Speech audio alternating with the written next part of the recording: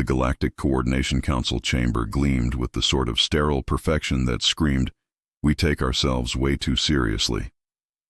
At the head of an obsidian table that could seat 40 representatives sat Ambassador Vexthor, a 7-foot avian creature whose iridescent neck feathers puffed with the self-importance of someone who'd never been told no.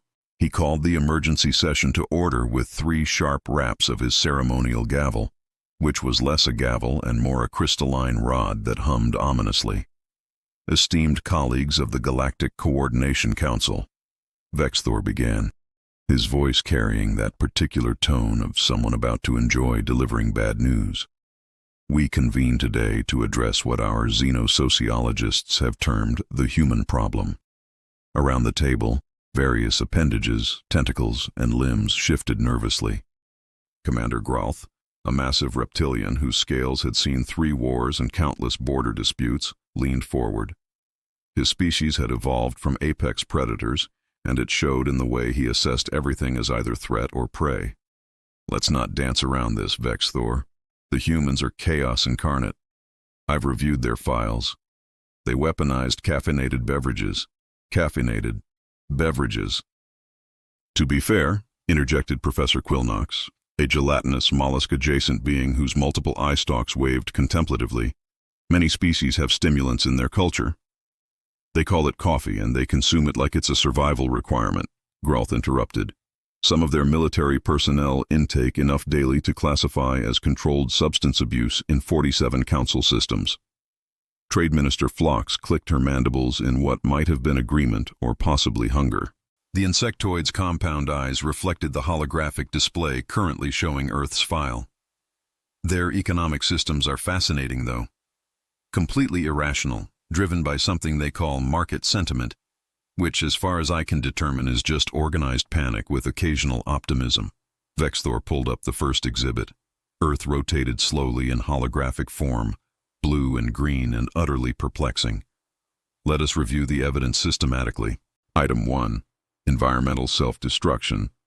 The humans have spent the last 2 centuries actively making their planet less habitable, realized this was problematic, argued about it for decades, and are now maybe possibly considering doing something about it. That's not that unusual," Quillnox offered weakly. "The Fortunan Empire went through a similar phase. The Fortunans didn't invent deep-fried butter during their environmental crisis," Vexthor cut in smoothly. "Or reality television, or something called Florida, which, according to our cultural attachés, defies all sociological modeling." The hologram shifted to show Earth's internet, a pulsing network of information, misinformation, and cat videos. Item 2. Their primary communication infrastructure.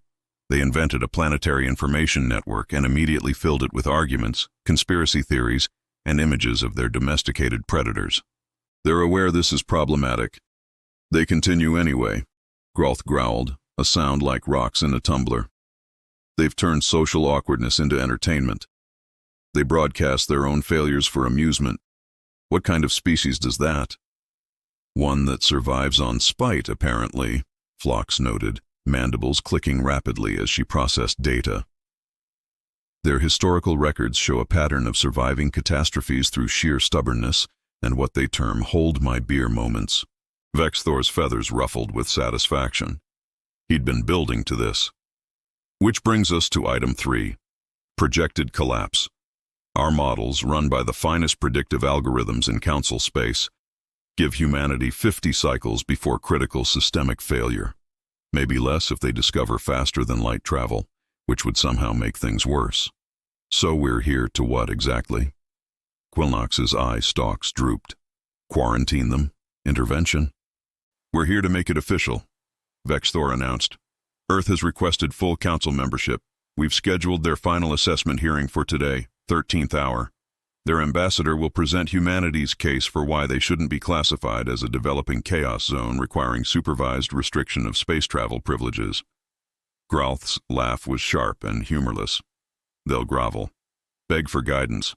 Standard procedure for species that realize they're out of their depth." "Indeed," Vexthor agreed, settling his feathers with smug certainty. "I've prepared the standard rejection protocols with an offer of conditional probationary status. Keeps them contained, gives us plausible diplomatic coverage, and the chamber doors burst open. Well, burst was strong. They slid open automatically, but the energy was there. "Yeah, hi, sorry I'm late," announced Captain Jenny Martinez, Earth's ambassador to absolutely everyone's surprise, 47 minutes past the scheduled hearing time. She was human average height, with dark hair pulled into a haphazard bun that suggested she'd done it while running. She wore what appeared to be an official diplomatic uniform, if official diplomatic uniforms came rumpled from questionable packing. In her right hand, she carried a travel mug that 3 species in the room immediately registered as a chemical weapon. Jenny dropped into Earth's designated chair without ceremony, the mug clunking onto the obsidian table. Traffic was insane. Also, I may have mixed up your time zones. You guys on a 26-hour cycle or 28? I can never remember. Vexthor's beak hung open. This was not groveling. "Captain Martinez," he began, recovering his composure with visible effort, "you are late to the most important diplomatic hearing in your species' history." "Yep, super late. Again, really sorry about that." Jenny sipped her coffee, which was apparently still hot enough to drink despite the 47-minute delay. "So what did I miss? We doing the whole humanity's doomed thing? Because I saw the agenda, and wow, you guys really committed to that theme." Vexthor's carefully prepared prosecution was derailing before it started. He'd expected contrition, maybe some defensive posturing he could systematically dismantle. What he got was a human drinking a beverage that smelled like burnt ambition while looking mildly inconvenienced. "Captain Martinez," he tried again, "perhaps you don't understand the gravity." "Oh, I get it. You've predicted humanity's inevitable catastrophic failure. We're here so you can tell us how much we suck. And then you'll offer some kind of probationary maybe membership if we promise to behave." Jenny smiled brightly. "How am I doing?" Quillnox's eye stalks curled with what might have been amusement. "Actually, that's remarkably accurate." "Cool, proceed." Jenny made a continued gesture with her coffee mug, sloshing liquid dangerously close to the rim. Vexthor's feathers puffed, which was his species' equivalent of taking a deep breath. "Very well. We have compiled extensive evidence of humanity's unsuitability for unrestricted council membership. Commander Grauth, if you would present the military assessment." Grauth activated his tactical display with perhaps more force than necessary. "Humans have a documented history of weaponizing everything: music, comedy, passive-aggressive email signatures. They invented something called a strongly worded letter that somehow constitutes a military deterrent in diplomatic circles." "That's just being efficient," Jenny countered. "Why build a weapon when you can just make someone feel bad about their life choices? You turned caffeinated beverages into a performance-enhancing substance." "Yeah, and?" Grauth's jaw worked soundlessly. The human had just agreed with his accusation while somehow making it sound reasonable. Phlox leaned forward, compound eyes glittering. "Your economic systems operate on collective delusion. You invented money, agreed it has value, and then created elaborate systems to gamble with it while calling it investment strategy." "Okay, that one's fair," Jenny conceded. "But it works, mostly, sometimes, and when it doesn't, we just change the rules and pretend we meant to do that. That's not how functional economic policy works." Phlox's mandibles clicked in agitation. "And yet we're still here." Jenny sipped her coffee with infuriating calm. Professor Quillnox's turn. The academic pulled up cultural data with several tentacles. "Captain, your species has documented evidence of environmental self-destruction, social media-induced psychological damage, and you invented energy drinks, which are banned in 47 council systems as controlled substances. Energy drinks are great. Really gets you through those double shifts when your life choices have caught up with you." Jenny paused. "Wait, they're banned? That's hilarious. You guys know you can just not drink them if you don't want to, right?" "That's not the point." "Also about the environmental stuff," Jenny continued, ignoring the interruption with practiced ease. "Yeah, we messed up Earth pretty good for a while there. But here's the thing. We noticed, we argued about it extensively, we're fixing it, and we managed not to blow ourselves up in the process. Which, according to your own council records, puts us ahead of the Vexian Empire, the Carthaxian Collective, and the entire Ordovian system in terms of environmental recovery without total societal collapse." She'd done her homework. Vexthor's feathers flattened with irritation. You had a global pandemic and some of your population decided the appropriate response was to fight about it online. Vexthor tried, pulling up what he'd thought was his strongest evidence. And we survived it. While arguing, that's actually impressive if you think about it. Multitasking at a species level. You have an entire geographic region called Florida that defies all sociological modeling. Every family has that one weird relative, Vexthor. Florida is ours. We're aware. We're coping. Grolth slammed a claw on the table. You survive on spite. Well, yeah. Spite-based survival is an incredibly effective evolutionary strategy. You should try it sometime. The council chamber had devolved into something between an interrogation and the galaxy's most frustrating therapy session. Every accusation Jenny met with cheerful agreement that somehow made humanity sound functional rather than chaotic. Vexthor could feel control of the hearing slipping. Captain Martinez, are you taking this seriously? Jenny's expression shifted, just slightly, and for the first time Vexthor saw the actual diplomat underneath the deliberately casual exterior. Ambassador Vexthor, I'm taking this extremely seriously. You've brought us here to justify humanity's existence to a council that's already decided we're too chaotic to function. So I have two options. Grovel and beg for acceptance from people who've made up their minds, or show you exactly what human chaos looks like and let you decide if that's really worse than your alternative. She took another sip of coffee. So far, I'm choosing option 2. How's it working for you? Before Vexthor could respond, Phlox interjected. I have a question. What is that beverage you're consuming? And why does it register on hazard scanners? Jenny glanced at her travel mug with something approaching affection. This? Coffee. 4 shots of espresso, actually, because I overslept and I'm going to need the caffeine to deal with today. It registers on hazard scanners because your scanners apparently can't handle human normal. 4 shots of... Quilnox's eye stalks recoiled. That's enough stimulant to trigger cardiac arrest in most species. Most species aren't running on 4 hours of sleep and existential dread. Jenny smiled. Also, fun fact, I stayed up late watching your cooking shows. The one with the Mercurian chef? Fascinating stuff. Never knew you could flambe ice. You watched our cultural programming? Quilnox's tone shifted to something almost pleased. Yeah, couldn't sleep. Figured I'd learn something about council culture. Turns out you guys have really strong opinions about proper knife techniques. Like, really strong.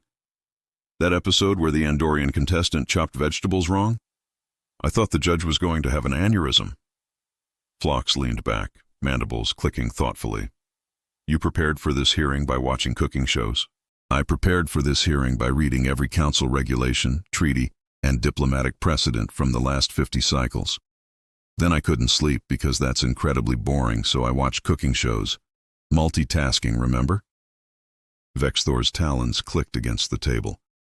If you've read our regulations, then you know we can't grant full membership to a species whose predictive models show systemic collapse within 50 cycles. Your predictive models, Jenny said slowly, are based on the assumption that human chaos is a bug, not a feature. You're predicting collapse because we don't follow your patterns, but maybe, and I'm just throwing this out there, maybe we don't collapse because chaos is how we adapt. She stood, coffee mug in hand, and for the first time looked directly at each council member in turn. You want to know what humanity is? We're the species that looked at space and said we're going there. We're the species that survives catastrophes by making jokes about them. We invented the scientific method by basically saying, let's find out. We're weird, we're chaotic, and we caffeinate our way through problems that would make your proper procedures choke. Jenny sat back down. But sure, let's do your tests. Let's see if humanity can meet council standards. This should be fun. Vexthor realized with creeping dread that Captain Jenny Martinez was not intimidated. This was going to be a very long day. Vexthor activated the testing protocols with the air of someone revealing a trap he was particularly proud of. Very well, Captain Martinez. We've prepared a series of standard galactic competency assessments. These tests measure a species' capacity for diplomatic reasoning, resource management, and cultural sensitivity. They're designed to be completed using approved council methodologies. Uh-huh. Jenny refilled her coffee from a thermos she'd apparently brought with her. Where she'd been storing it was unclear. And these approved methodologies, they're the ones that take 6 council sessions to decide on lunch orders. Groth's laugh was sharp. These tests have been administered to 43 species. Only 17 passed. Let's see how human chaos handles actual standards. Challenge accepted. The first holographic scenario materialized above the table. A complex diplomatic situation. 2 colony worlds claiming the same asteroid field. 3 treaties with contradictory clauses and a ticking clock before mining operations caused irreversible environmental damage. Test 1, Vexthor announced. Diplomatic logic puzzle. You have access to the Council's diplomatic database. Resolve this situation using only approved conflict resolution frameworks. Jenny studied the scenario for exactly 12 seconds. Got it. Captain, the average completion time is 4 hours. Yeah, I'm not doing that. Jenny pulled up the database, scrolled past the approved frameworks, and started typing. See, your approved solutions all involve committee formation, impact studies, and delegated arbitration. That takes weeks. The environmental damage starts in 72 hours. The approved methods exist for good reason, Vexthor insisted.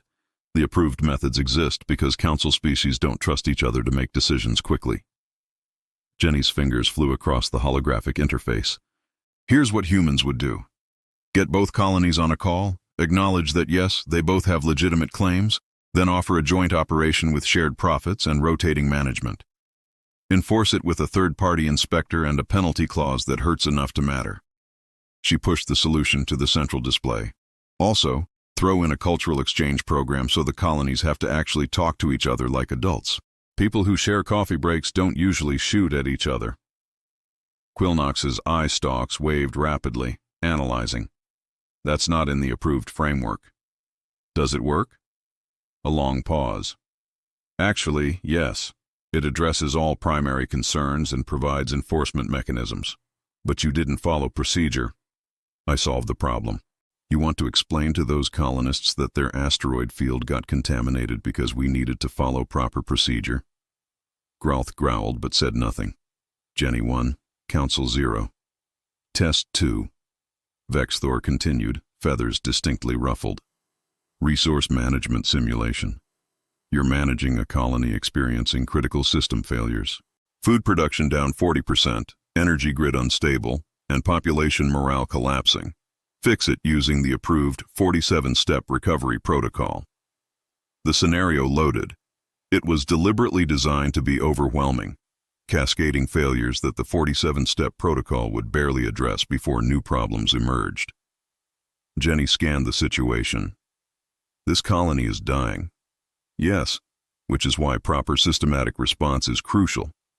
Your 47-step protocol starts with a 2-week assessment period. These people have maybe 4 days before cascading failures kill the life support system. Jenny was already pulling up the colony's resource inventory. Okay, they've got a malfunctioning fusion reactor, failed hydroponic systems, and low morale. I'm seeing the problem. Captain, you need to follow the protocol. The protocol is designed for recovering colonies, not saving dying ones. Different problems need different solutions. Jenny's voice had shifted. Less casual now, more focused. First, the fusion reactor. They've been trying to fix it properly, which requires parts they don't have.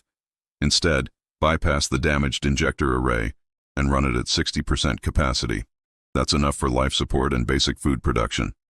Phlox clicked in alarm. That violates 6 different safety protocols. It also keeps everyone alive, which I'm pretty sure is the primary goal here. Jenny continued working. Second, hydroponics. The system's fried, but they have emergency rations and the colony is near a water source. Set up basic filtration, start growing fast cycle crops, earth vegetables, they're hardy and grow in terrible conditions, and supplement with rationed emergency supplies. You can't just introduce earth crops to an alien colony. It's food or death, Quilnox. Pick one. Third, Jenny said, pulling up the colony's communication logs. Morale is tanking because leadership keeps telling everyone how bad things are without offering solutions. Basic psychology. People can handle suffering if they see a path forward. Get the colony director to stop broadcasting doom updates and start broadcasting progress reports. Every small win gets celebrated. Every person gets assigned a role in the recovery. Humans handle crisis better when we feel like we're doing something. She pushed her completed solution to the display. The simulation ran, fast-forwarding through projected outcomes. The colony stabilized, survived, and slowly recovered. It also violated 17 different protocols and used methods that would make safety inspectors weep. It works, Quillnox admitted quietly. It's completely improper, but it works. Improper is just another word for creative problem-solving under pressure. Jenny sipped her coffee. Next test. Vexthor was beginning to suspect humanity might actually be good at chaos. This was not according to plan. Test 3. Cultural sensitivity exercise. He loaded the final scenario with something approaching desperation. You're hosting a diplomatic reception for 17 different species. Each has specific cultural requirements. Some are contradictory. Solve this without offending anyone. The scenario was genuinely impossible. The Thermidian delegation required temperatures that would kill the Cryonian representatives. The harmonious collective needed complete silence while the rhapsodic swarm communicated through constant sound.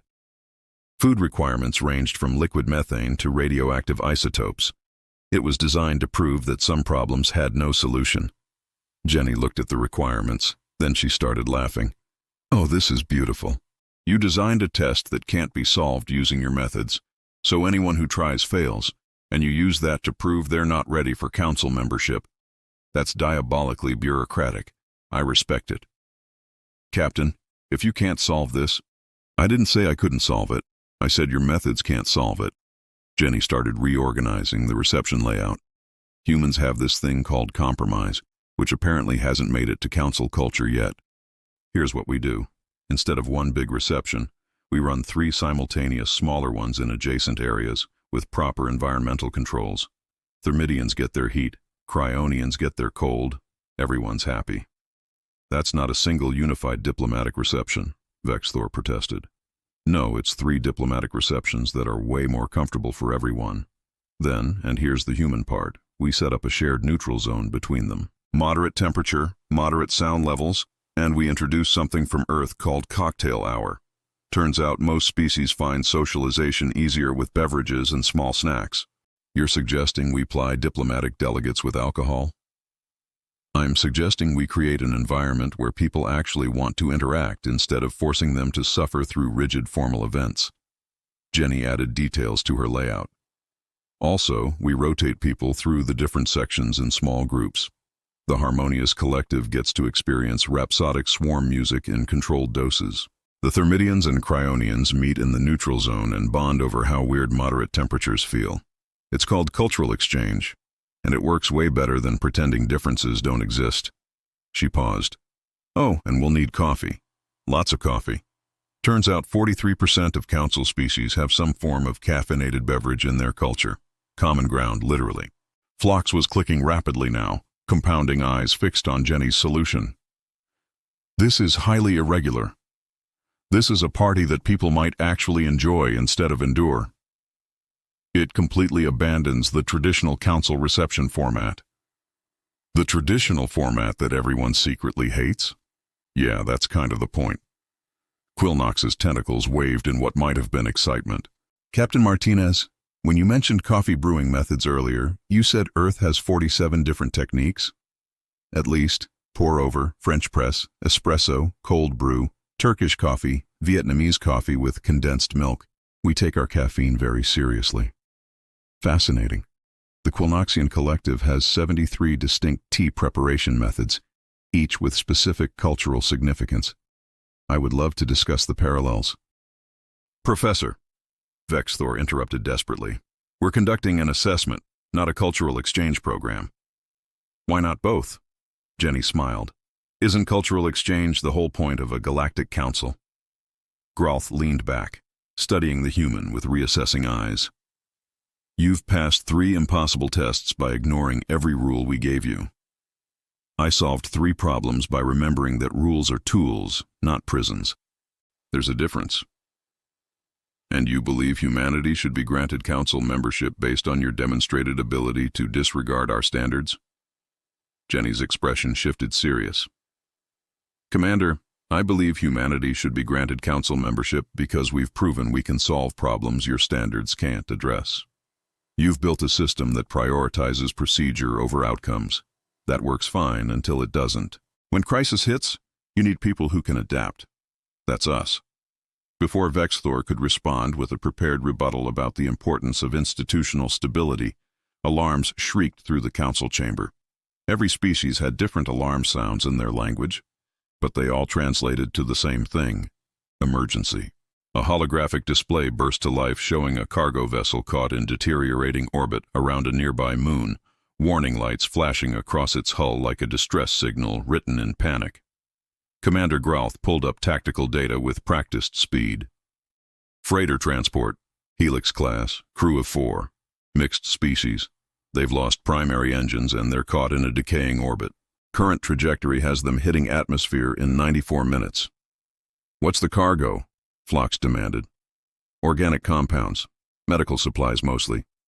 But they've got 3 containers of thoraxian growth accelerant. If that breaches in atmosphere, it'll poison everything within 200 kilometers. Quilnox finished. The moon below is inhabited. Colony population 17,000. Vexthor's feathers flattened. Activate emergency protocols. Form a response committee. We need to evacuate the committee structure and establish a crisis hierarchy. Grauth interrupted. Then coordinate with lunar authorities. I'll begin calculating resource allocation for rescue operations, Phlox added, mandibles clicking rapidly. Jenny watched this unfold for approximately 15 seconds. Then she stood, pulled out her personal communicator, and started typing. Captain Martinez, this is not the time for personal communications, Vexthor snapped. I'm not communicating, I'm connecting. Jenny's fingers flew across the interface. That ship up there? They need help now, not after you form a committee about forming a response team. There are procedures. Procedures take hours. They've got 90 minutes. Jenny activated a direct communication channel. The holographic display shifted to show the freighter's bridge, cramped, emergency lit, and occupied by 4 very panicked beings. Helix 7, this is Captain Jenny Martinez from the Galactic Council. I'm patching directly into your systems. Don't panic. A Mercurian pilot, skin flickering between colors that probably indicated fear, stared at her. Captain, we've lost main engines, backup power is failing, and we're going to crash into... I know, I can see your telemetry. Tell me what you have on board that still works. And I mean everything.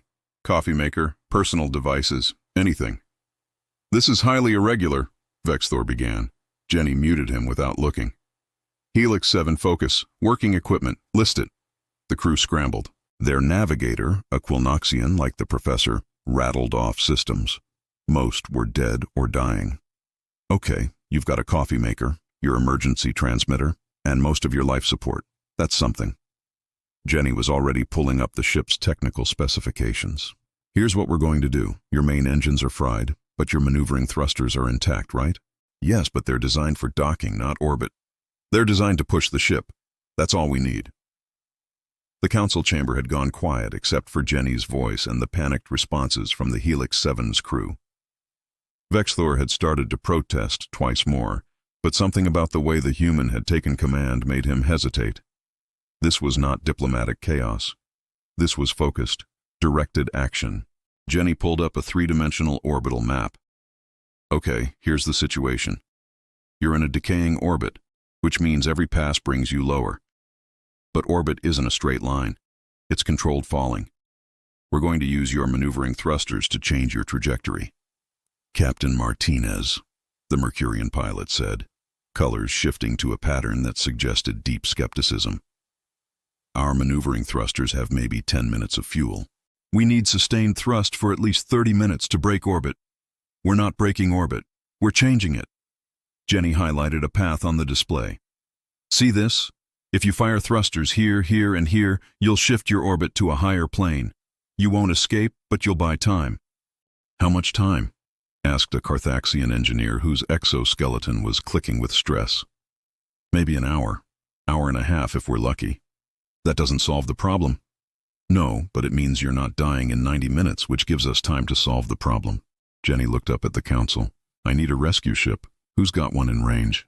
Groth was already checking. Nearest council patrol vessel is 3 hours out. Too slow. Civilian craft? A mining tug, Phlox reported. 2 hours. They've got towing capacity. Still too slow, but it's a backup plan. Get them moving. Jenny turned back to the freighter crew. New plan. You're going to jury-rig a solution using what you have on board. Captain, we have no engineering supplies. You have a ship full of supplies. We're going to get creative. Jenny started accessing the freighter's cargo manifest. You're carrying medical equipment. What kind? The Quilnoxian navigator checked. Surgical tools, diagnostic scanners, emergency medical supplies, some thoraxian growth accelerant. That's what's going to kill everyone if you crash, yeah. What else? Spare parts for medical equipment, wire, power cells, replacement components. Jenny grinned. It was slightly manic.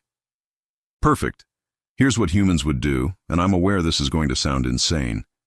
You're going to take your coffee maker apart. 4 different species stared at her through the display. Your coffee maker has a heating element and a pump. Your maneuvering thruster system needs fuel and thrust. We're going to use the pump to feed backup coolant from your life support system into the thrusters. That's not fuel, the engineer protested. It's liquid that can be expelled under pressure. Right now, that's close enough. Jenny was pulling up the thruster specifications.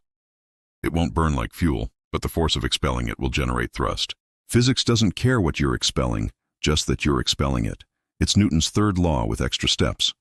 Behind her, Vexthor found his voice. Captain Martinez, you cannot seriously be suggesting they dismantle safety equipment to create an improvised propulsion system. I'm suggesting they use available resources to not die. You got a better idea. I'm all ears. Otherwise, let me work. Vexthor's beak clicked shut. Jenny turned back to the crew. Okay. Your engineer is going to take apart the coffee maker while your pilot calculates firing solutions. Navigator, I need you to monitor orbital decay and relay real-time data. Mercurian pilot, what's your name? Lieutenant Crix, the pilot said, colors shifting to something that might have been hope. Lieutenant Crix, you're going to fly this. I'll walk you through thruster modifications, but you're the one who knows your ship. Trust your instincts. Jenny paused. Also, everyone take a breath. Panic makes bad decisions, and we don't have room for bad decisions. Easy for you to say, the Carthaxian engineer muttered. You're not about to crash.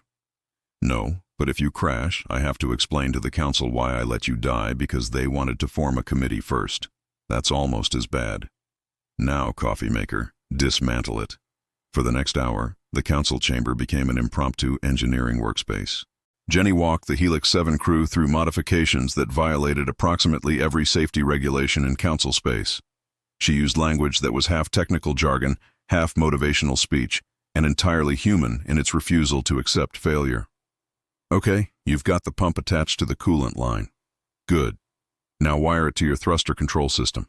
Yes, I know that's not how wiring works. Do it anyway. Captain, if we connect these systems incorrectly, we could blow the entire thruster assembly. Then connect them correctly. You're a trained engineer. This is just engineering with improvisation. This is insanity. Insanity is sitting there waiting to die because you're afraid to try something unconventional. Rig the wiring. Professor Quilnox had moved closer to the display, tentacles waving in fascination. Captain Martinez, you're essentially having them build a crude reaction mass thruster using life support coolant as propellant. Is that bad? Jenny asked without looking away from the display. It's brilliant and terrible in equal measure. The thrust will be minimal, the fuel efficiency abysmal, and the safety margins non-existent. But will it work? Theoretically, yes. Then that's what we're doing. Jenny pulled up the orbital calculations. Lieutenant Crix, once your engineer finishes the modifications, you'll have maybe 3 chances to fire thrusters before the coolant runs out. I'm sending you the firing solutions now. You need to hit these points exactly. No pressure, Crix said, colors cycling through patterns that definitely indicated stress. You're a pilot. Precision is literally your job. You've got this. Behind Jenny, Commander Grouth was watching the rescue unfold with something that might have been professional respect. She's treating this like a military operation. She's treating this like the problem it is, Quillnox corrected. No bureaucracy, no committee structure. Just identify the problem and solve it with available resources. Vexthor said nothing. His carefully constructed assessment of humanity was being dismantled in real time by a woman with a coffee addiction and zero respect for proper procedure. Modifications complete, the Carthaxian engineer reported. This is either going to work or kill us faster. Optimism. I like it. Jenny checked the orbital data. Okay, first firing solution in 30 seconds. Crix, you ready? No, but I'm doing it anyway. That's the spirit. Mark, now. The Helix 7's maneuvering thrusters fired, expelling coolant instead of fuel. The thrust was weak, uneven, but it was thrust. The ship's trajectory shifted slightly. Good. Second firing solution in 40 seconds. Everyone breathe. The council watched as Jenny guided the freighter through 2 more improvised thruster burns. Each one shifted the orbit a little higher, a little more stable. It wasn't a solution. They were still trapped. But it was time. Okay, you're now in a stable orbit with approximately 2 hours before decay becomes critical again. Jenny checked the mining tug's position. And your rescue tug will arrive in 90 minutes. You're going to survive this. The relief on the Helix 7 bridge was palpable. Lieutenant Crix's colors shifted to patterns that clearly indicated intense emotion. Captain Martinez, I don't know how to thank me by staying calm for the next 90 minutes and maybe not drinking any more coffee from that machine. I'm pretty sure it's not food safe anymore. Jenny smiled. You did good, all of you. You kept your heads and trusted the process. That's what saved you. The process was insane, the engineer said, but there was something like awe in the voice. The process was available. Sometimes that's all you need. Jenny closed the direct communication channel but kept monitoring their telemetry. Mining tug, this is Council Command. You've got a freighter in stable orbit waiting for pickup. Approach carefully. Their systems are held together with hope and coffee maker parts. The tug captain's response crackled through. Understood, Council Command. We'll have them secured within the hour. Jenny finally turned back to face the council. The chamber was silent. Every representative was staring at her with expressions that ranged from shock to something approaching respect. Vexthor found his voice first. Captain Martinez, you just orchestrated an unauthorized rescue operation using untested methods that violated 17 safety protocols and saved 4 lives plus 17,000 colonists who would have been poisoned if that ship crashed. Jenny picked up her coffee mug, realized it was empty, and set it back down with a sigh. Yeah, I violated protocols, because your protocols would have gotten people killed. Proper emergency response requires coordination, committee oversight, and systematic approach. Proper emergency response requires actually responding to the emergency. Jenny's voice had an edge now, exhaustion creeping in around the caffeine. You were forming committees while people were dying. That's not procedure, Ambassador. That's paralysis dressed up as responsibility. Gralth leaned forward, his predator's eyes fixed on Jenny. You took command of a situation without authorization. In military terms, that's called leadership. Jenny met his gaze without flinching. When crisis hits, someone has to make decisions. You can court-martial me later if you want, but those 4 beings are alive because I didn't wait for permission to help them. Phlox's mandibles clicked rapidly. The economic cost of your improvised solution versus a properly coordinated rescue operation is irrelevant because there wasn't time for a properly coordinated rescue operation. Jenny rubbed her eyes. Look, I get it. You have procedures because procedures prevent chaos. But procedures are tools, not religions. When the tool doesn't fit the situation, you adapt. That's what humans do. That's what we're good at. Professor Quillnox's tentacles waved slowly. Captain Martinez, what you just accomplished was remarkable, but it was also reckless, dangerous, and could have resulted in catastrophic failure. Could have. Didn't. Jenny's smile was tired. Because I didn't just wing it randomly. I assessed available resources, calculated risk factors, and walked trained professionals through a solution using their expertise and my coordination. That's not chaos, Professor. That's adaptive problem-solving under pressure. It's still not council procedure, Vexthor insisted, but his voice had lost some of its certainty. No, it's better. Because it worked. The chamber fell silent again. Outside the windows, stars wheeled slowly past. The Helix 7 was a small dot on the tactical display, stable now, waiting for rescue.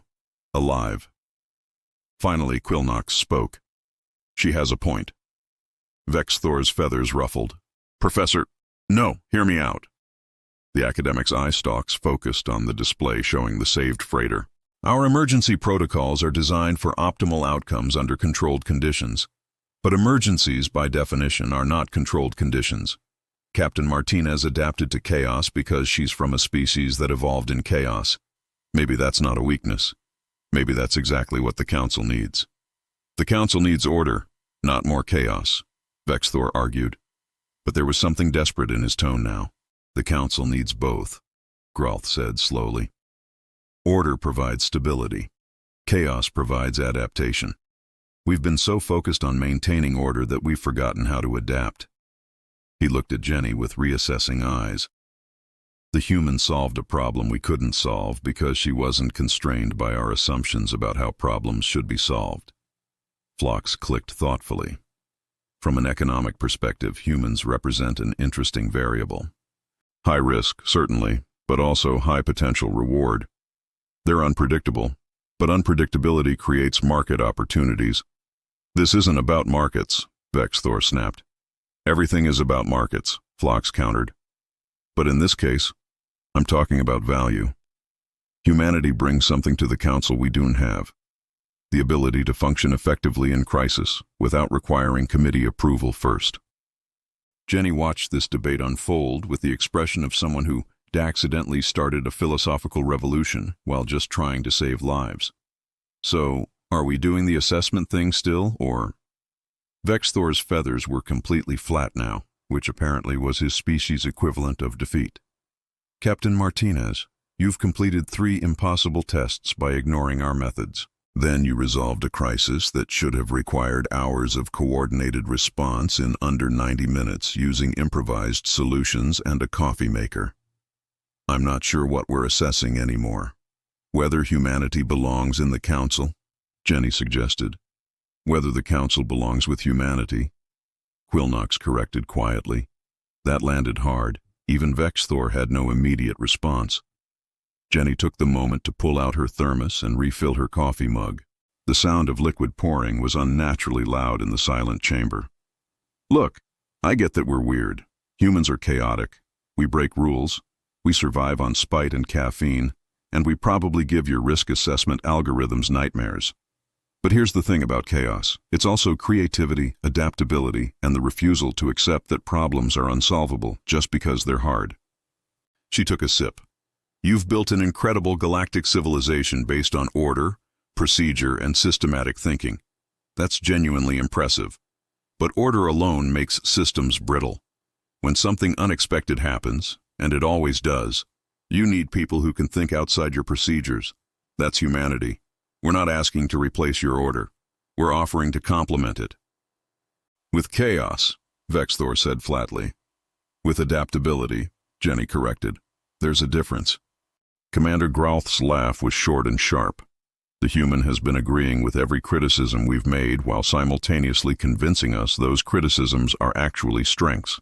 That's either brilliant diplomacy or we've been arguing with ourselves for the last 3 hours. Little bit of both, Jenny admitted. Also, I'm really jet-lagged and running on caffeine fumes, so if I'm being brilliant, it's mostly by accident. That got something that might have been laughter from several council members. Vexthor looked around the chamber, reading the room with the skill of someone who'd been in politics too long. His carefully constructed case against humanity had evaporated. The other council members weren't looking at the human with suspicion anymore. They were looking at her with curiosity, respect, and in Quillnox's case, something that might have been friendship. He'd lost. He knew it. The question was whether he'd accept it gracefully or fight a battle he couldn't win. Ambassador Vexthor was many things, but he wasn't stupid.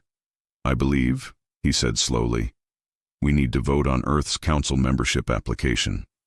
The voting chamber was a different space than the assessment room, more formal, with individual voting stations for each council member and a central holographic display that would show results in real time. Jenny had been given a seat in the petitioners area, which was significantly less comfortable than her previous chair, and probably designed to make applicants feel appropriately insignificant. It wasn't working. Jenny had reached the point of exhaustion where everything was slightly funny and appropriate deference had abandoned ship. Vexthor called the session to order. We convened to vote on Earth's application for full council membership. Before voting, council members may present final arguments for or against. The floor is open. Commander Grauth stood immediately. I'll speak first. 3 hours ago, I was convinced humanity was too chaotic for council membership. I'm still convinced humanity is chaotic. He paused. But I've also watched Captain Martinez coordinate a crisis response that our procedures couldn't handle. She made decisions in minutes that would have taken us hours. She succeeded where our system would have failed. From a military perspective, that's the kind of asset you want on your side, not locked outside your borders. He sat. Jenny blinked. That was supportive. Professor Quilnox rose next, tentacles waving expressively. I've studied 43 species integration into council society. Most follow a pattern. Initial chaos, gradual adaptation, eventual conformity to council norms. I don't think humanity will follow that pattern. I think they'll remain chaotic, unconventional, and frustrating to our bureaucratic systems. Eye stalks focused on Jenny. And I think that's exactly what we need. Conformity creates stability, but it also creates stagnation. Humanity will challenge us. That's uncomfortable. It's also necessary. Trade Minister Phlox clicked into the conversation. From an economic standpoint, humanity represents significant risk. Their markets are irrational, their resource management questionable, and they invented something called cryptocurrency that I still don't understand, and I have 3 degrees in economic theory. Mandibles clicked in what might have been amusement, but they also represent innovation, adaptability, and the kind of creative problem-solving that generates economic growth. They'll disrupt council markets. Some of us will profit. Some will lose. That's called a dynamic economy, and we've been too stable for too long.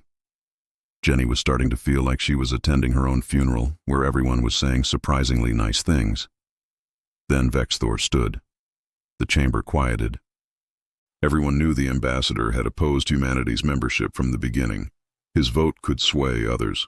Captain Martinez, Vexthor began, and his tone was unreadable, arrived 47 minutes late to the most important hearing of her species' history. She showed no appropriate deference. She agreed with every criticism we presented while somehow making us question whether our criticisms were actually valid. She violated protocols, ignored procedures, and solved problems using methods that would make our safety inspectors resign in protest. He paused, feathers rippling in a pattern Jenny couldn't interpret. She also saved 4 lives today while we were preparing to form committees. She completed impossible tests by redefining what success looked like, and she forced us to confront an uncomfortable truth. Our systems are designed to prevent failure, not to achieve success. There's a difference. Vexthor's gaze fixed on Jenny. I opposed humanity's membership because I believed chaos was incompatible with civilized society. Captain Martinez has proven that assumption wrong. Chaos isn't the opposite of civilization. It's a different approach to the same goal: survival, prosperity, and progress. We chose order. Humans chose adaptation. Both are valid. Both are necessary. He turned to address the full council. I'm changing my vote. I support humanity's full membership.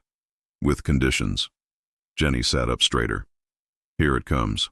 Condition 1. Captain Jenny Martinez remains as Earth's permanent ambassador to the council. Wait, what? Jenny said before she could stop herself. Vexthor's beak curved in what might have been a smile. You wanted council membership, Captain. Congratulations. You're now responsible for representing humanity to a galactic government you just spent 3 hours explaining was too bureaucratic. I hope you enjoy committee meetings. That's not... I didn't mean... Jenny stopped, realizing she'd been diplomatically outmaneuvered. You're punishing me for winning. I'm ensuring that humanity's representative is someone who can navigate council politics while maintaining human perspective. That's you. Unless you'd prefer we assign someone else and you return to Earth? The bastard knew she couldn't say yes. If Jenny left, Earth would send a replacement who'd either be too deferential or not chaotic enough. Humanity needed someone who could be both diplomatic and disruptive. She was trapped by her own competence. I hate you a little bit right now, Jenny said. That's the beginning of a productive political relationship. Vexthor's feathers ruffled with satisfaction. Condition 2. Earth agrees to share certain technologies with the Council, specifically focusing on adaptive problem-solving methodologies and crisis response training. You want us to teach you how to think like humans? Jenny asked skeptically. We want to learn from humanity's approach to chaos management. Consider it cultural exchange with practical applications. Jenny thought about it. Okay, but we're also learning from you. Fair trade. Council species have been doing this space civilization thing for way longer than us. We'll teach you improvisation. You teach us your institutional knowledge. Deal? Deal. Vexthor agreed. Condition 3. Phlox interjected. Earth's markets open to council trade under standard commercial treaties. We are particularly interested in this coffee substance and possibly energy drinks, if we can convince 47 systems to lift their bans. Commander Grauth's laugh was short and sharp. The human has been agreeing with every criticism we've made while simultaneously convincing us those criticisms are actually strengths. That's either brilliant diplomacy or we've been arguing with ourselves for the last 3 hours. Little bit of both, Jenny admitted. Also, I'm really jet-lagged and running on caffeine fumes, so if I'm being brilliant, it's mostly by accident. That got something that might have been laughter from several council members. Vexthor looked around the chamber, reading the room with the skill of someone who'd been in politics too long. His carefully constructed case against humanity had evaporated. The other council members weren't looking at the human with suspicion anymore. They were looking at her with curiosity, respect, and in Quillnox's case, something that might have been friendship. He'd lost. He knew it. The question was whether he'd accept it gracefully or fight a battle he couldn't win. Ambassador Vexthor was many things, but he wasn't stupid. I believe, he said slowly, we need to vote on Earth's council membership application. The voting chamber was a different space than the assessment room, more formal, with individual voting stations for each council member and a central holographic display that would show results in real time. Jenny had been given a seat in the petitioners' area, which was significantly less comfortable than her previous chair, and probably designed to make applicants feel appropriately insignificant.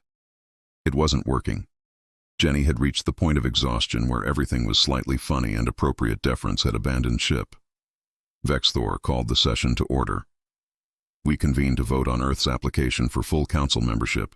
Before voting, council members may present final arguments for or against. The floor is open. Commander Grauth stood immediately. I'll speak first. 3 hours ago, I was convinced humanity was too chaotic for council membership. I'm still convinced humanity is chaotic. He paused. But I've also watched Captain Martinez coordinate a crisis response that our procedures couldn't handle. She made decisions in minutes that would have taken us hours. She succeeded where our system would have failed. From a military perspective, that's the kind of asset you want on your side, not locked outside your borders. He sat. Jenny blinked. That was supportive. Professor Quillnox rose next, tentacles waving expressively. I've studied 43 species integration into council society. Most follow a pattern. Initial chaos, gradual adaptation, eventual conformity to council norms. I don't think humanity will follow that pattern.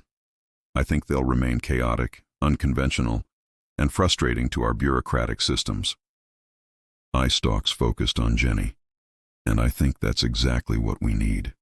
Conformity creates stability, but it also creates stagnation. Humanity will challenge us. That's uncomfortable. It's also necessary.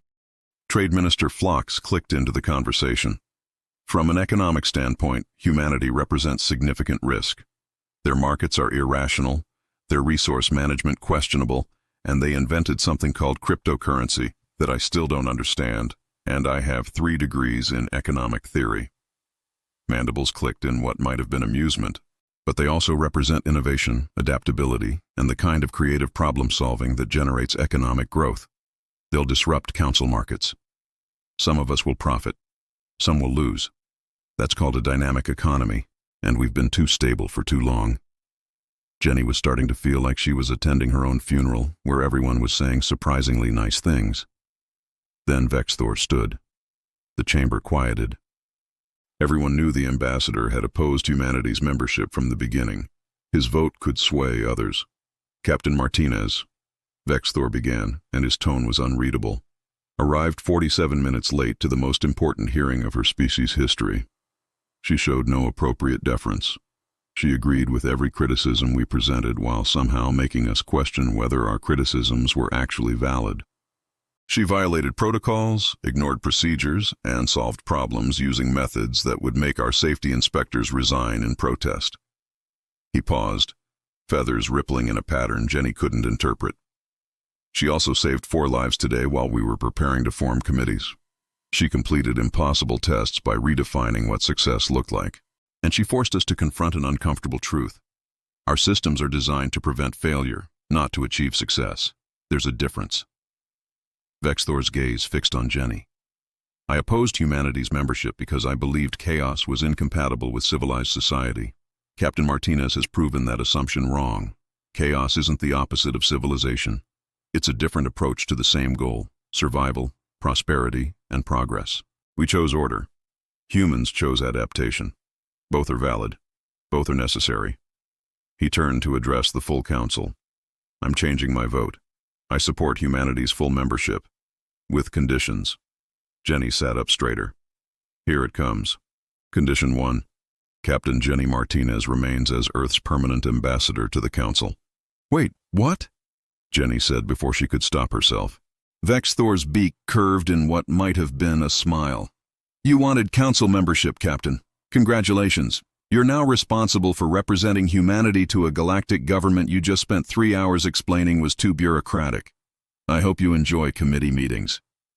That's not... I didn't mean... Jenny stopped, realizing she'd been diplomatically outmaneuvered. You're punishing me for winning. I'm ensuring that humanity's representative is someone who can navigate council politics while maintaining human perspective. That's you. Unless you'd prefer we assign someone else and you return to Earth? The bastard knew she couldn't say yes. If Jenny left, Earth would send a replacement who'd either be too deferential or not chaotic enough. Humanity needed someone who could be both diplomatic and disruptive. She was trapped by her own competence.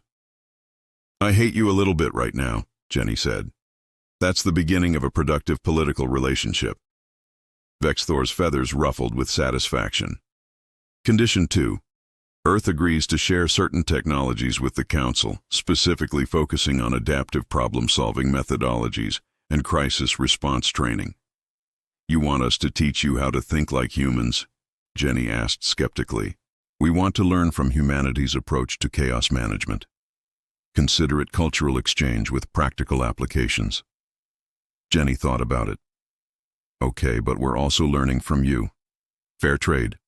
Council species have been doing this space civilization thing for way longer than us. We'll teach you improvisation. You teach us your institutional knowledge. Deal? Deal. Vexthor agreed. Condition 3. Phlox interjected. Earth's markets open to council trade under standard commercial treaties. We are particularly interested in this coffee substance and possibly energy drinks, if we can convince 47 systems to lift their bans. Come in, Captain Martinez. Jenny entered with her ever-present coffee mug, and the slightly chaotic energy that Vexthor had learned meant she'd been troubleshooting someone else's problem. Got a minute? I need to talk about the Sector 7 colony dispute.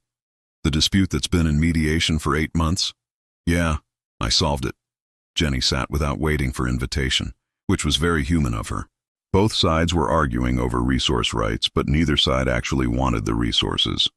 They wanted validation that their claim was legitimate, so I suggested they jointly petition the Council to recognize both historical claims as valid, then establish a shared development zone with rotating governance. Vexthor's feathers ruffled. That's not in the mediation protocols. The mediation protocols were making things worse. Both sides felt like any compromise meant admitting they were wrong. Jenny sipped her coffee. Humans do this thing where we separate being right from getting results. They were right about their claims. They also needed to solve the actual problem. Those aren't contradictory. You've been here 3 months and you've resolved more disputes than our mediation committee handles in a year. Your mediation committee is very thorough. Sometimes problems need fast and messy instead of thorough and perfect.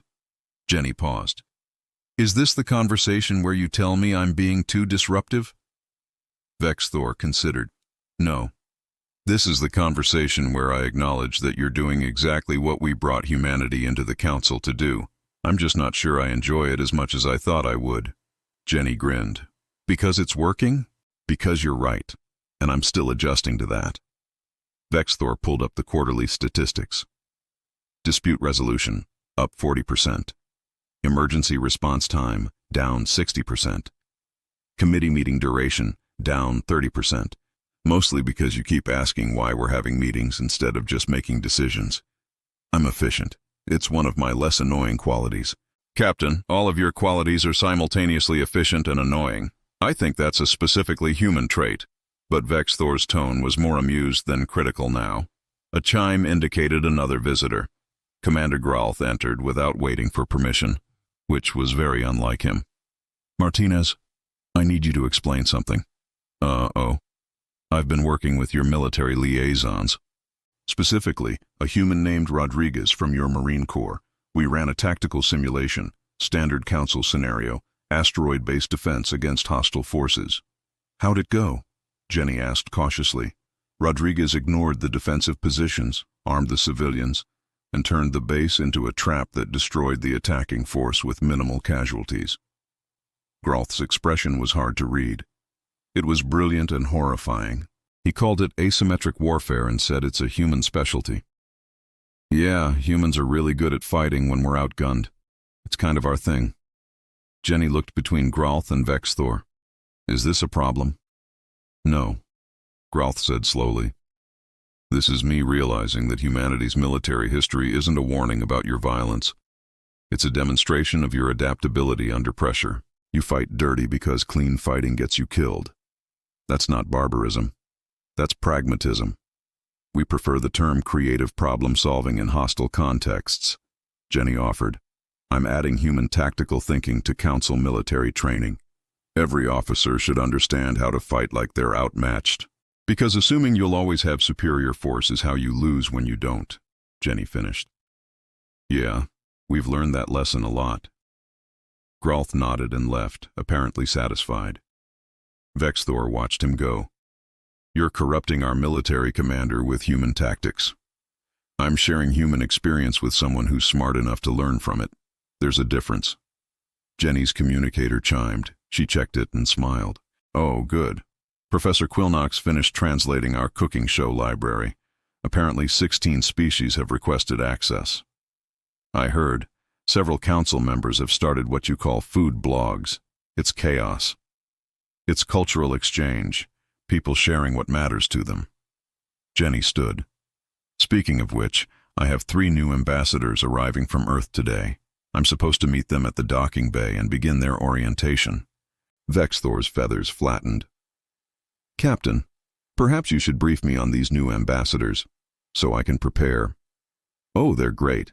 There's Ambassador Okafor from the African Union.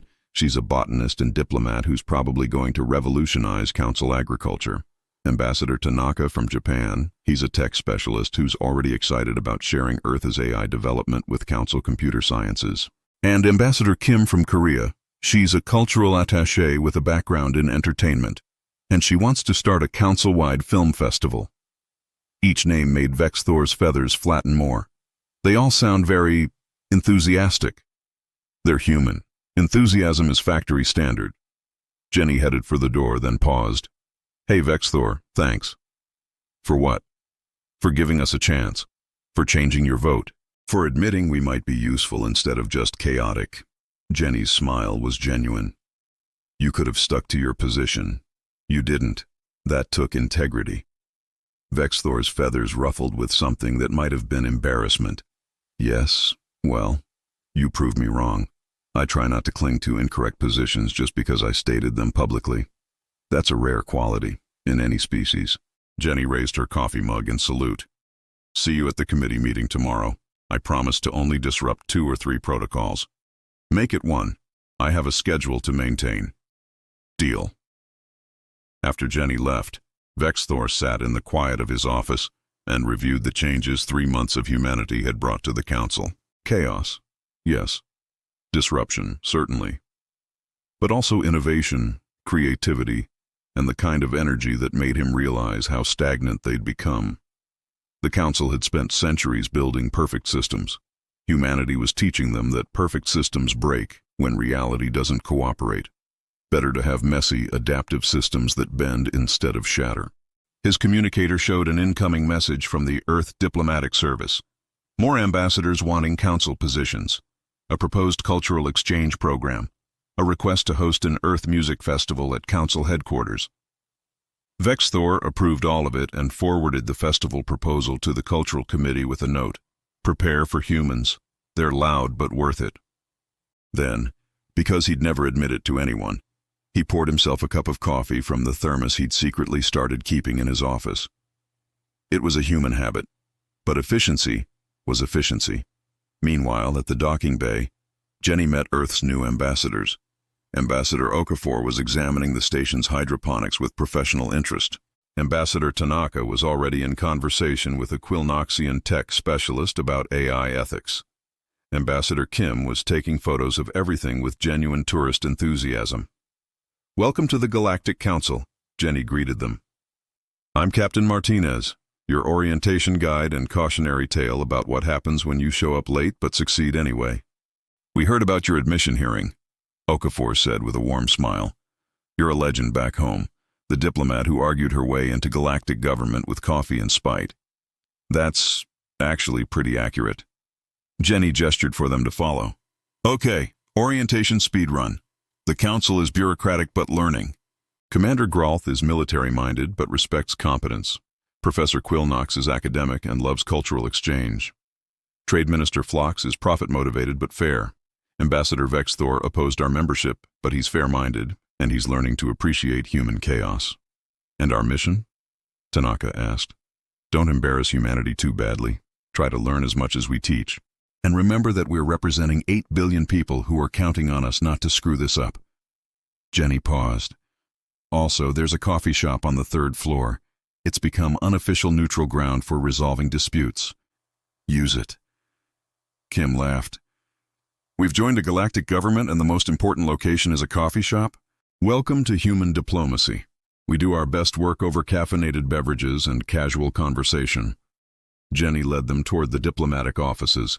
Oh, and fair warning. You're going to want to change things, challenge systems, and propose new ideas. That's good. Do it. But pace yourselves. The council has been doing things their way for a long time. We're the disruptive element, but disruption works best when it's strategic, not constant. Controlled chaos, Okafor said thoughtfully. Exactly. We're teaching them to adapt.